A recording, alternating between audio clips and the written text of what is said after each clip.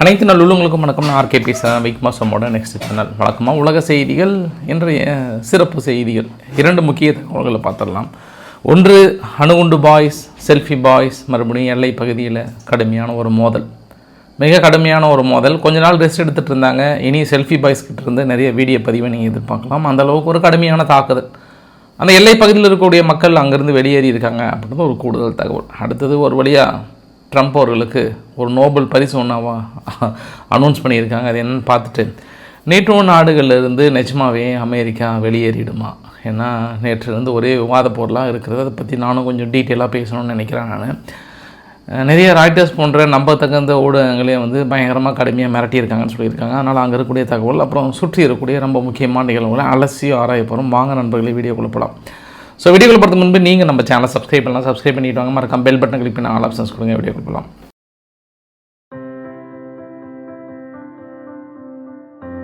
முதல் தகவல், ஒரு பொண்ணான வாய்ப்பு. அதை நீங்கள் எப்படினாலும் எடுத்துக்கலாம். ஒரு ஹாப்பியான நியூஸை கூட ஷேர் பண்ணலாம். இதுக்கப்புறம் நீங்கள் டூர் போகிற மாதிரி இருந்ததுன்னா, இல்லை வேறு எங்கேயா போகிற மாதிரி இருந்ததுன்னா, முடிஞ்சால் இந்த நாட்டுக்கு கூட கொஞ்சம் ட்ரை பண்ணி பாருங்களேன் அப்படின்ற ஒரு ரெக்வஸ்ட்டாக வச்சுக்கிறேன். என்னால் தான் முடியல, கொஞ்சம் நீங்களாவது பாருங்கள். லாட்வியா இருக்காங்கள்ல, லாட்வியாவில் கணவர்களை வாடகைக்கு கிடைக்கணும்னு போடுவாங்களாம் நார்மலாகவே போர்டில். அமெரிக்காவின் செல்ல பிள்ளைகள், ரஷ்யாவோட எல்லை பகுதியில் இருக்கக்கூடிய லாட்வியாவை சொல்கிறேன் நான். 100 ஆண்களுக்கு 116 பெண்கள் இருப்பாங்களாம். ஆண்கள் பெரும்பாலும் 65 வயசு கடக்கிறதுனால இளம் பெண்களுக்கு ஏற்ற ஜோடி கிடைக்காம பெருசாக அவதி பெறுவாங்களாம். இதனால் கணவர்கள் வாடகைக்கு வாங்கும் கலாச்சாரம் அங்கே அதிகரித்திருக்கிறதா. அந்த போர்ட்லேயே போடுவாங்களா வெளியில், எங்கள் ஹஸ்பண்ட் ரெண்ட்டுக்கு விட நான் தயாராக இருக்கேன், வாங்க என்னமோ சொல்லுவாங்களா. நீங்கள் போயிட்டு அவங்க இந்த மாதிரி அமௌண்ட்டு கொடுத்துட்டு நீங்கள் ரெண்ட்டுக்கு அவர் கூட்டிகிட்டு வரலாமா? பாருங்கள், ஆஃபர் ஏதாவது உங்களால் பயன்படுத்த முடியுமா? இல்லை நீங்கள் ஏதாவது செட்டில் ஆகணும் அப்படின்னா லாட்வியா போன்ற நாடுகளில் செட்டில் ஆகிடுங்க. இங்கேருந்து கஷ்டப்படுறத விட ஏதாவது ட்ரை பண்ணி பாருங்கன்றது ஒரு கூடுதல் தகவல். சரி, அடுத்து நம்ம செல்ஃபி பாய்ஸ் கிட்டப்பா எல்லாம். செல்ஃபி பாய்ஸ், அணுகுண்டு பாய்ஸினுடைய தாக்குதல். சனி ஞாயிறு கொஞ்சம் லீவ் விடுவாங்கன்னு நினச்சேன். நானும் அதை நினச்சி தான் ராமேஸ்வரம் போகலான்னு சொல்லிட்டு பிளான் பண்ணேன். ஆல்மோஸ்ட் இந்த வீடியோ பதிவு நான் எடுக்கும்போது அதிகாலை 5:30 இந்த வீடியோ பதிவு எடுக்கும்போது, சரி காலையில் எடுத்துகிட்டு போயிடலாம்னு சொல்லிட்டு கிளம்புனேன். 2 நாள் ராமேஸ்வரம் பயணம். கொஞ்சம் லீவ் விடுவாங்களான்னு பார்த்தேன். செல்ஃபி பாய்ஸ் பட் ரொம்ப ஆர்வமாக இருக்கிறாங்க. வீடியோ பதிவுகள்லாம் பாருங்கள். பெரிய அளவுக்கான தாக்குதல்களை தொடங்கியிருக்காங்க. நேற்று தான் பாகிஸ்தான், இதுக்கப்புறம் நாங்கள் இந்தியா இல்லாத ஒரு மிகப்பெரிய ஒரு சாம்ராஜ்யத்தை உருவாக்க போகிறோம், நாங்கள் சீனா, இன்னும் இந்த பக்கம் சுற்றி இருக்கிற நாடுகள்லாம் வைத்து இனி பிரித்து மேய போகிறோம். ஸ்ரீலங்கா எல்லாம் ஒன்றா இணைந்து பிரித்து மேய போகிறோம். சரி ரைட்டு, நல்லா தான் பிரித்து மேயறீங்க அப்படின்னு நினச்சிட்டு, இந்த தாக்குதல் எந்த பகுதியில் அப்படின்னா வரைபடத்துலையும் காட்டுற பாருங்கள், ஸ்பின் போல்டாக் அப்படின்னு சொல்லுவாங்க. அந்த கந்தஹார்லேருந்து அப்படியே நேராக வந்தீங்கன்னா பாகிஸ்தானோட எல்லை பகுதியில் ஜாயிண்ட் ஆகும். அங்கேருந்து தான் போவாங்க. இந்த இடத்துல பெரும்பாலும் தெஹ்ரிகே தாலிபான்கள் கொஞ்சம் அதிகமாக இருப்பாங்க. அதற்காக இந்த தாக்குதல் தெஹ்ரிகே தாலிபான்கள் எடுத்தார்களா என்றால் இல்லை. இந்த தாக்குதல் நடத்தியது செல்ஃபி பாய்ஸ், முழுக்க முழுக்க ஆப்கானுடைய இராணுவம். அதாவது தெஹ்ரிகே தாலிபான்கள் எடுத்த தாக்குதல். ஏற்கனவே தாக்குதல் நடத்தக்கூடாதுன்ட்டு பேச்சுவார்த்தை கூப்பிட்டாங்க. ஃபஸ்ட்டு துருக்கி பயங்கரமாக ட்ரை பண்ணாங்க. சவுதி அரேபியா, வாங்க நண்பர்களே நம்ம அங்காளி பங்காளிகளாக இருக்கும், பங்காளிக்குள்ளே சண்டை வந்தது அப்படின்னா அதை சுற்றிக்கிறவங்களுக்கு தான் கொண்டாட்டமாக இருக்கும், நாம் எப்படி வளர்றது, இதை நீங்கள் கருத்தில் கொண்டு வாங்க நண்பர்களே அப்படின்னு பெருசாக அழைப்புகள்லாம் விடுத்தாங்க. பட் அந்த அழைப்பில், அந்த பேச்சுவார்த்தையில் நிறைய மனக்கசப்பு வந்ததாக சொல்கிறாங்க. ஆப்கானிஸ்தான் தரப்பில் என்ன சொல்கிறாங்கன்னா, கொஞ்சம் அவங்களுக்கு பீரியாரிட்டி கொடுக்குறாங்க, பாகிஸ்தானுக்கு பீரியாரிட்டி கொடுக்குறாங்கன்றாங்க. பாகிஸ்தான் இல்லை அவங்களுக்கு பீரியாரிட்டி கொடுக்குறாங்கன்றாங்க. பட் அங்கேருந்து கிடைத்த தகவல் என்ன சொல்கிறாங்கன்னா, துருக்கியாக இருக்கட்டும், சவுதி அரேபியா இருக்கட்டும், யாராக இருந்தாலுமே ஆசிப் முனீர் அவர்கள் கொஞ்சம் ரெஸ்பெக்ட் கொடுக்க மாட்டேன்றாரு, கொஞ்சம் மரியாதை கொடுக்க மாட்டேன்றாரு, பேச்சுவார்த்தைக்கு ஃபெயிலர் ஆகிறதுக்கான காரணம் அதுதான்ற மாதிரி நிறைய அங்கேருந்து மறுவைத்த நபர்கள் கொடுத்த தகவல் அடிப்படையில் சொல்லலாம். இந்த பேச்சுவார்த்தை தோல்வியுறுவதற்கு மிக முக்கிய காரணம் என்ன அப்படின்னா, முழுக்க தெஹ்ரிகே தாலிபான்களை கட்டுப்படுத்தி எங்கள் பகுதிக்குள்ளே தாக்கல் நடத்தக்கூடாதுன்ற ஒரு ஒற்றை வரி தான். அதற்கு ஆப்கான் என்ன சொல்லிட்டாங்கன்னா, அவங்க நீங்கள் வளர்த்தப்பட்ட ஆளுங்க, நீங்களே அவங்கக்கிட்ட சொல்லி முடிச்சுக்கோங்க, அது நீங்களாச்சு அவங்களாச்சு, ஏன்னா ஆரம்பத்தில் வளர்த்துனது நீங்கள் தான் அப்படின்னு முட்டுக்கட்ட வச்சிட்டாங்க. ஒன்று. இரண்டாவது, இவங்க என்ன சொல்கிறாங்கன்னா, ஐஎஸ் தீவிரவாதிகள் நீங்கள் ட்ரைனிங் கொடுத்து எங்கள் நாட்டுக்குள்ளே தாக்கல் நடத்துறீங்க, அதை கொஞ்சம் நிறுத்துங்கன்னாங்க. ஒரு 4 நாளைக்கு முன்பு இந்த பகுதியில் கந்தகார் பகுதி ஒட்டி இவங்க பாகிஸ்தான் என்ன பண்ணாங்க, கொஞ்சம் ட்ரோன் தாக்குதல் நிகழ்த்தினாங்க. 7 மக்கள், அப்பாவி மக்கள் குரட்டை விட்டு தூங்கி கொண்டு இருக்கும்போது இந்த தாக்குதலை நிகழ்த்தி இருக்கிறார்கள், இறந்து போயிட்டாங்க. அப்பயே அவங்க இதுக்கான ரியாக்ஷன் கொடுப்பாங்கன்னு பார்த்தோம். பட் அது கொஞ்சம் டைம் எடுத்துக்கிட்டாங்க. கொஞ்சம் இந்த தடவை வந்து எல்லை பகுதியில் ஃபுல்லாக இராணுவத்தை கொஞ்சம் அப்படியே உள்ளே கொண்டு வந்திருக்காங்க. இருந்தாலும் நம்ம அணுகுண்டு பாய்ஸை நம்ம சாதாரணமாக எடுத்துக்க முடியாது.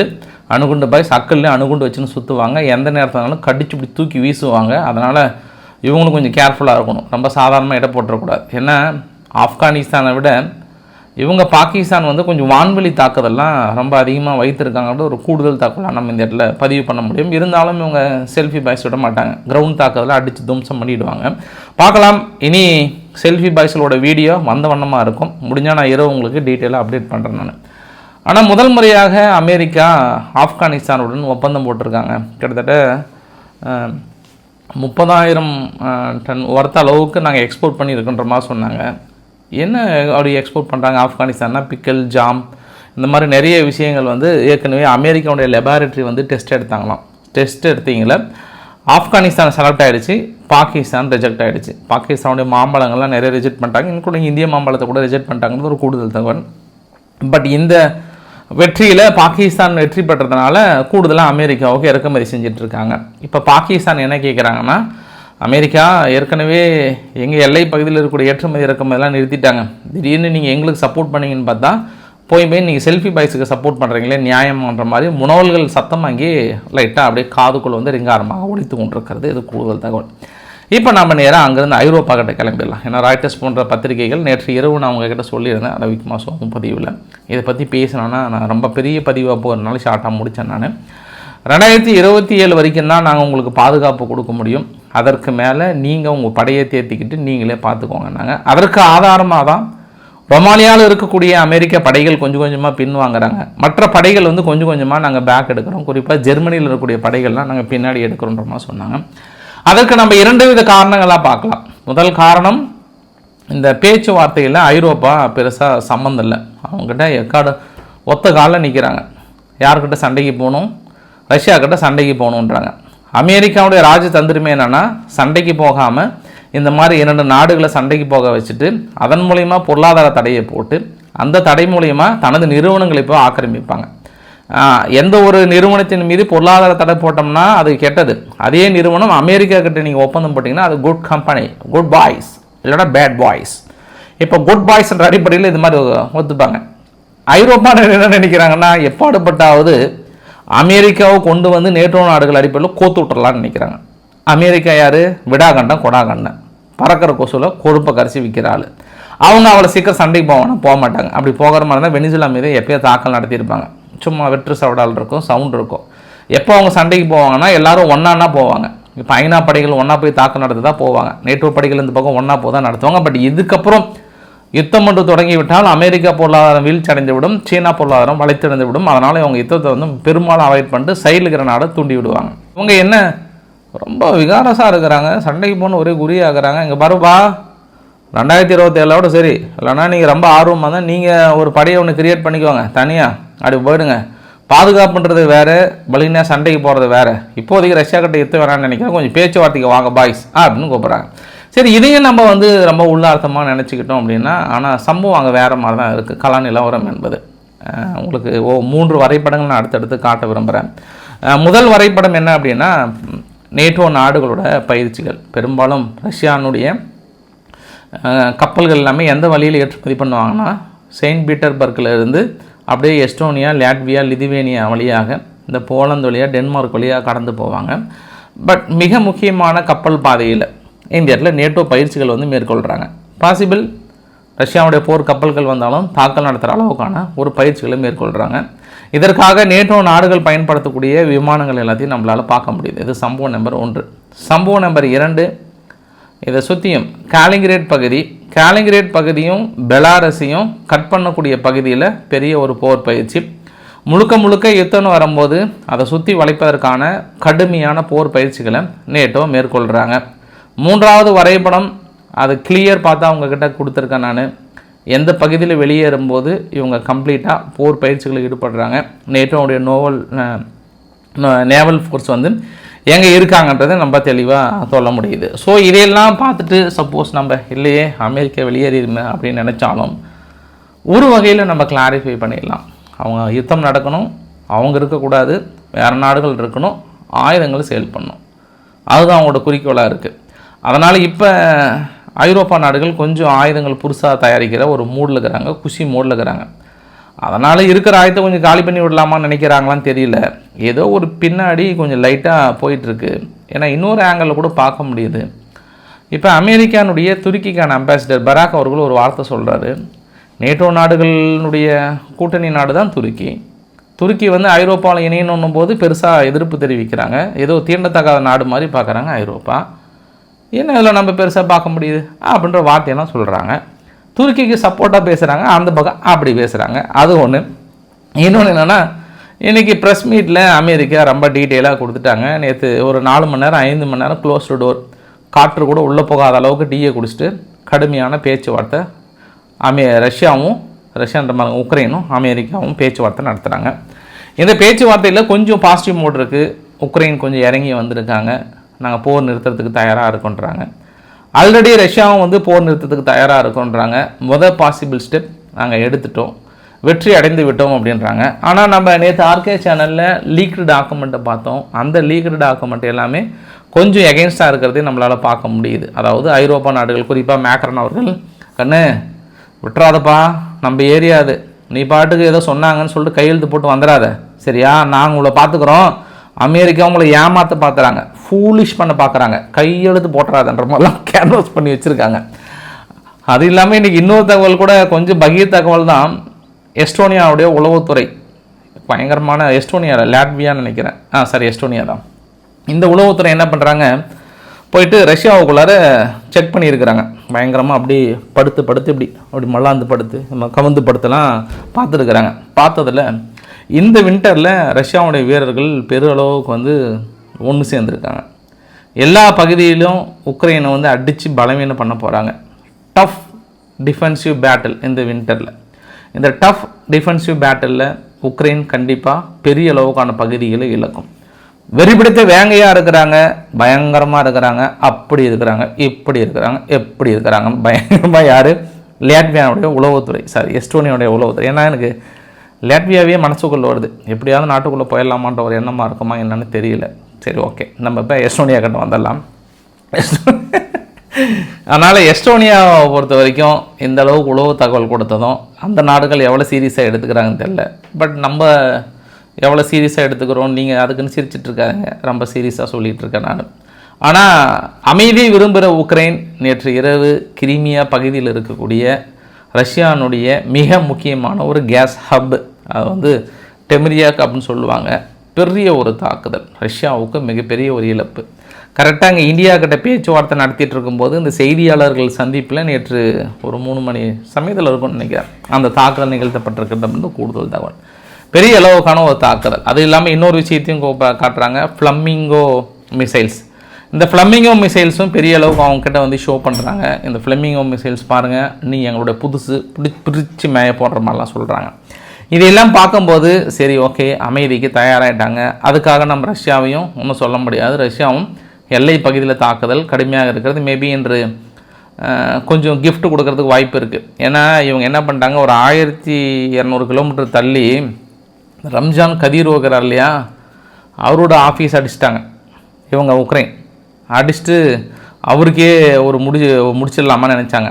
அதனால் ரம்ஜான் கதீரோ என்ன பண்ணிட்டாரு, உக்ரைன் பாய்ஸ் உங்களுக்கு சர்ப்ரைஸ் கிஃப்ட் இருக்குது, நான் கொஞ்சம் ஒதுங்கி நிற்கலான்னு பார்த்தேன், பட் நீங்கள் எங்களை கூப்பிட்றீங்க, உங்களை நான் பொழக்காமல் விட மாட்டேன் அப்படின்னு அவர் ஒரு பக்கம் இன்றைக்கி. ஏய் கொஞ்சம் அமைதியாக இருங்க, அங்கே அமெரிக்கா பேச்சுவார்த்தை ட்ரை பண்ணிகிட்டு இருக்காங்க, பாய்ஸ் கொஞ்சம் கூல் டவுன் கொஞ்சம் அமைதியாக இருங்க நினச்சிக்கிட்டு. இப்போ உக்ரைனுடைய ரைட் ஹேண்ட் இருக்காங்க இல்லையா, ஆண்ட்ரி எர்மக், அவர் கம்ப்ளீட்டாக எல்லா பொறுப்பிலிருந்து விடுவிக்கிறாங்களாம். National security, defence council, supreme commander and chief of staff எல்லா பதவியிலிருந்து விடுவிக்கப்படுகிறார். ஒன்லி எல்லை பகுதியில் முன்னாடி போய்ட்டு சண்டை மட்டும் போடுவார் அவர் அப்படின்ற ஒரு அறிவிப்பு. அப்படியே கொஞ்சம் கொஞ்சமாக நம்ம அடுத்த பதிவு பார்த்தோம் அப்படின்னா, கரெக்டாக இந்தியா நேற்று 16 அக்ரிமெண்ட் ரவிக்குமார் சோமு சேனலில் ரொம்ப டீட்டெயிலாக போட்டிருந்தேன். அதே சமயத்தில் சீனாவும் ஃப்ரான்ஸும் 12 அக்ரிமெண்ட் சைன் பண்ணுறாங்க. இந்த 12 அக்ரிமெண்ட்டில் குறிப்பாக ஷாங்டோவில் டிஃபென்ஸும் ஏரோஸ்பேஸுக்கான ஒரு ஹப்பை வந்து கிரியேட் பண்ணுறாங்க. ஸோ இது ரொம்ப ஒரு கவனிக்கத்தகுந்த விஷயமாக இருக்கிறது. மேக்ரான் அவர்கள் குறிப்பாக ஐரோப்பா சார்பாக போயிருக்கிறாரா, தனிப்பட்ட முறையில் போயிருக்கிறாங்களா, ஐரோப்பா சீனா பக்கம் சார்ந்து வரான்னு சொல்கிறாங்களா, இல்லை அமெரிக்காவுக்கு ஒரு வார்னிங் கொடுக்குறாங்களா? அமெரிக்கா நீங்கள் நேட்டோ நாட்டிலிருந்து வெளியேறும் பட்சத்தில் நாங்கள் சீனாவை நோக்கி போகிறாங்கன்ற மாதிரி ஒரு எச்சரிக்கையாக கூட பார்க்கலாம். நேற்று கூட இன்னொரு பதிவில் சொல்லியிருந்தேன், அமெரிக்காவுடைய கடன் பத்திரங்கள் பெரும்பாலும் ஐரோப்பா தான் வாங்கியிருக்காங்க. அதனால் அமெரிக்கா வந்து எடுத்தவங்க ஒருத்தோம்னா ஐரோப்பா விட்டு கொடுக்க மாட்டாங்க. அப்படியே கொஞ்சம் இழுத்து பிடிப்பாங்க, இல்லைனா ரொம்ப பேசினாங்கன்னா ஐரோப்பாவை உடைக்க ஆரம்பிச்சிடுவாங்க. ஏன்னா அவங்க டீம் அந்த மாதிரி ரொம்ப ஸ்ட்ராங்கான டீமு. அதனால் அது கொஞ்சம் கேர்ஃபுல்லாக இருப்பாங்க. பட் பேச்சுவார்த்தைகள் ஒரு பக்கம் இருந்தாலும் நேற்று மேக்ரான் அவர்கள் வந்து அப்படியே ரன்னிங்லாம் போயிட்டு ஃபேன்ஸ் எங்கே போனாலும் அவங்களோட ஃபேன்ஸ் எல்லாம் ரொம்ப இருந்தாங்க.